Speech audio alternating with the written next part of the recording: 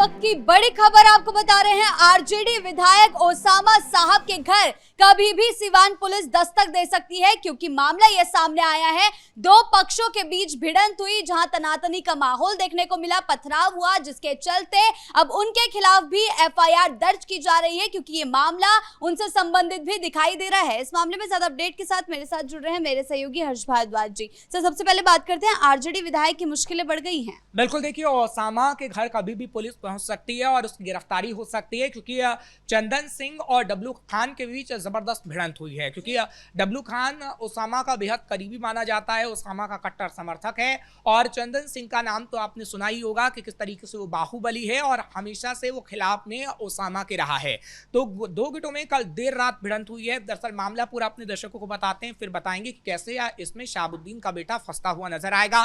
दरअसल मामला ये था कि सिवान के अंदर एक गाड़ी जा रही थी, एक स्कॉर्पियो जा रही थी, और उसमें चंदन सिंह बैठा हुआ था। हालांकि चंदन सिंह का ये आरोप है, जब थाने में शिकायत दर्ज कराई गई है कि जब डब्लू खान को ये पता लगा कि गाड़ी में वो सवार है, तो डब्लू खान ने जानबूझकर उसकी गाड़ी को टक्कर मारने की कोशिश किसी दूसरी गाड़ी के जरिए की है, और इसीलिए उसने हत्या का मुकदमा दर्ज करवाया है। कि बाहुबली चंदन सिंह ये कहता है कि मेरी हत्या की कोशिश शहाबुद्दीन का बेटा ओसामा करने वाला था और डब्लू खान को उसी लिए भेजा गया था। दरअसल ये रिपोर्ट पुलिस की कहती है और पुलिस में यही रिपोर्ट दर्ज करवाई गई है। अब इस मामले में जब हत्या के मामले का प्रयास रिपोर्ट में दर्ज कराया गया है और शहाबुद्दीन के बेटे के खिलाफ एफआईआर तक दर्ज करवाई गई है, तो इस मामले में गिरफ्तारी होगी, क्योंकि देखिए पूछताछ तो संभव है। डब्लू खान की अगर बात करें तो डब्लू खान को भी पुलिस गिरफ्तार कर सकती है और शहाबुद्दीन के बेटे ओसामा साहब को भी गिरफ्तार किया जा सकता है। सवाल यह है कि आखिर ये गिरफ्तारी कब तक संभव हो पाएगी, क्योंकि अभी पुलिस पूरी तैयारी कर रही है। क्योंकि सिवान की अगर बात करें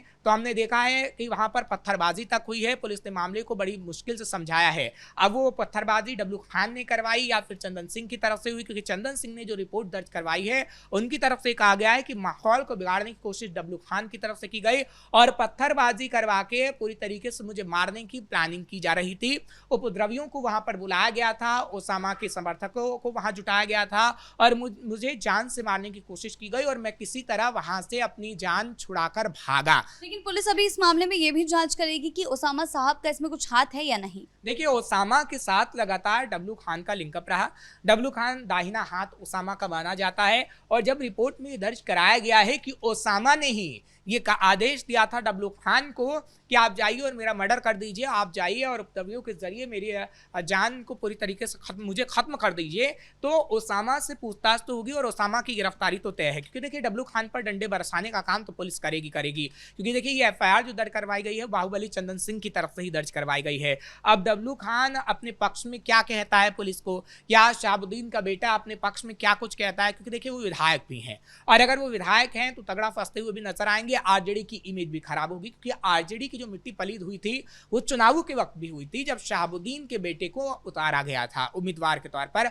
और आपने देखा था कि कैसे ओसामा का नाम जब सामने आया था तो एनडीए पूरी तरीके से हमलावर हो गई थी और ये कहा गया था कि कैसे शहाबुद्दीन के बेटे, वो शहाबुद्दीन जो राह चलते औरतों को उठा लिया करता था, वो शहाबुद्दीन जो अपहरण किया करता था, वो शहाबुद्दीन जो मारकाट किया करता था, आईएएस ऑफिसर सुरक्षित नहीं थे, वो शहाबुद्दीन जो लालू प्रसाद यादव के घर पर चाय पिया करता था, उसी शहाबुद्दीन जो आतंक पूरी तरीके से बिहार में फैलाता था, उसी शहाबुद्दीन के बेटे को आखिर उम्मीदवार के तौर पर क्यों उतारा गया। सर, हमेशा विपक्ष जो है कानून व्यवस्था को लेकर हमलावर रहा है, लेकिन उनके खुद के विधायक इस तरीके से कानून व्यवस्था के साथ खिलवाड़ कर रहे हैं। बिल्कुल, देखिए कहीं ना कहीं आरजेडी इसी दाग को धो नहीं पाई है आज तक।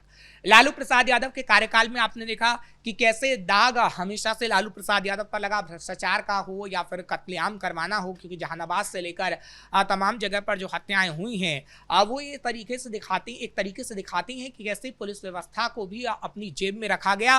पुलिस ना कोई कार्रवाई कर पाई, ना ही सरकार कोई कार्रवाई कर पाई। शहाबुद्दीन का आतंक की तस्वीरें अभी भी सामने आती हैं और जब उस पीढ़ियों के लोग जब कहानियां बताते हैं तो अभी भी वो सिरे से जाते हैं और खुले तौर पर नहीं बोल पाते हैं। तो इतना आतंक शहाबुद्दीन ने मचा रखा था। हालांकि अगर बात करें जो लालू प्रसाद यादव की ये छवि रही है और जो जंगल राज शब्द का इस्तेमाल किया गया, हालांकि वो शब्द अभी भी तेजस्वी का ही पीछा नहीं छोड़ता है।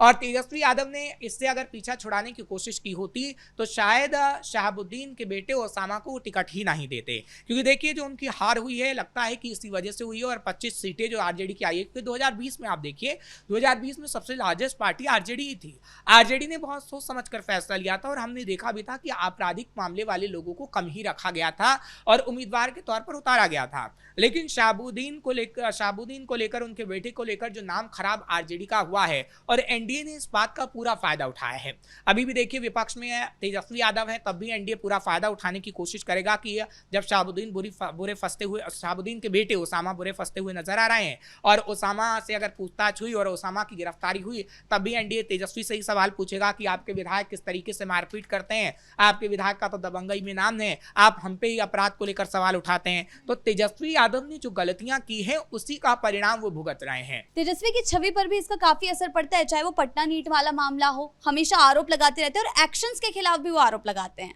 बिल्कुल देखिए, क्योंकि तेजस्वी के पास कहीं ना कहीं वो मुद्दे नहीं हैं जो विपक्ष के पास होने चाहिए। विपक्ष को तगड़े सवाल पूछने चाहिए क्योंकि वो विपक्षी पार्टी में है और विपक्ष जनता से जुड़े मुद्दे नहीं पूछ पा रहे। नीट छात्रा मामले में क्या किया तेजस्वी ने? हम रोजाना सवाल उठा रहे हैं, हम सीबीआई को भी कटघरे में खड़ा कर रहे हैं कि सीबीआई कोर्ट में सबूत नहीं दे पा रही है।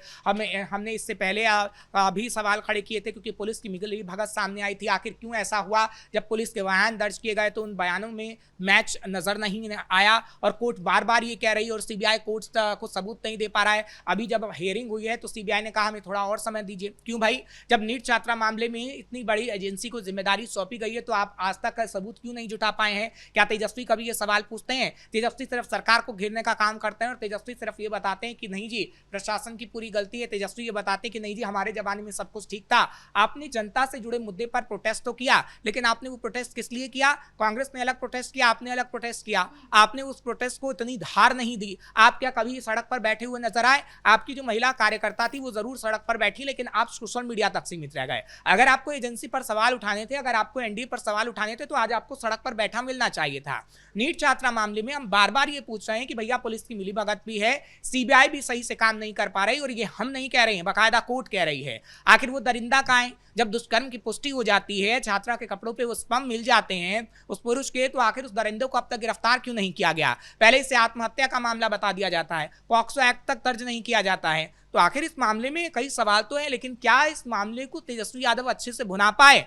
विपक्ष का नेता वही होता है जो जनता से जुड़े मुद्दे पर सवाल खड़े करता है। आप तो वही सवाल नहीं खड़े कर रहे हैं, आप तो अपने ही मुद्दों पर घिरते चले जा रहे हैं। अब ओसामा जब इस मुद्दे पर फंस रहा है, ओसामा की वजह से इलाकों में पत्थरबाजी हो रही है, तो कौन फंसेगा?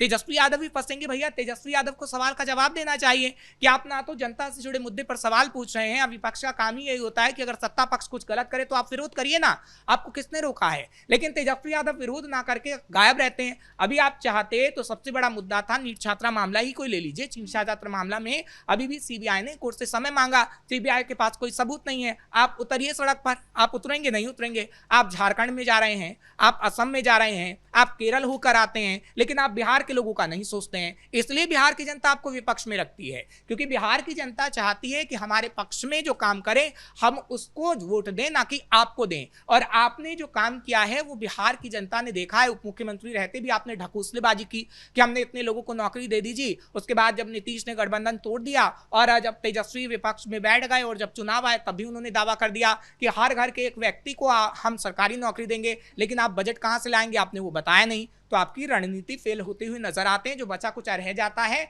वो भाई वीरेंद्र जैसे, ओसामा जैसे लोग आपकी मिट्टी पलीत कर देते हैं। भाई वीरेंद्र ने क्या पुलिस की वर्दी पर हाथ नहीं डाला? चुनाव के वक्त वो गए वोट देने तो उन्होंने कहा हमारी सरकार आएगी तो हम आपको जिंदा जला देंगे। अगर आपके विधायक ऐसे शब्दों का इस्तेमाल करेंगे, आपके विधायक पत्थरबाजी करेंगे, तो आप आखिर कहां से रह गए जनता के मुद्दों को उठाने वाले?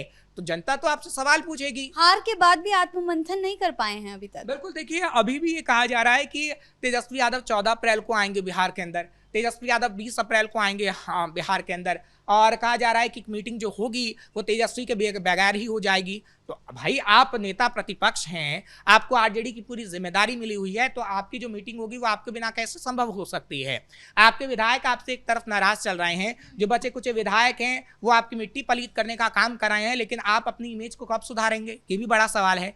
तेजस्वी यादव को कहीं ना कहीं सोचना होगा, अपनी रणनीति पर काम करना होगा, नहीं तो ओसामा जैसे लोग जो 25 विधायक अभी भी है ना, वो शून्य पर ला देंगे। जी बहुत बहुत धन्यवाद आपका इन तमाम जानकारियों के लिए। तो कुल मिलाकर आरजेडी विधायक बुरे फंस चुके हैं और ऐसे में अब तेजस्वी यादव पर भी कई सवाल खड़े हो रहे हैं कानून व्यवस्था को लेकर, और इस बीच अब सरकार ने साफ कर दिया है कि कानून व्यवस्था बिगाड़ने वालों को बख्शा नहीं जाएगा। ब्रेकिंग न्यूज में फिलहाल मेरे साथ इतना ही। कैमरा पर्सन कुणाल के साथ मैं शिवानी रतूड़ी, कैपिटल टीवी बिहार।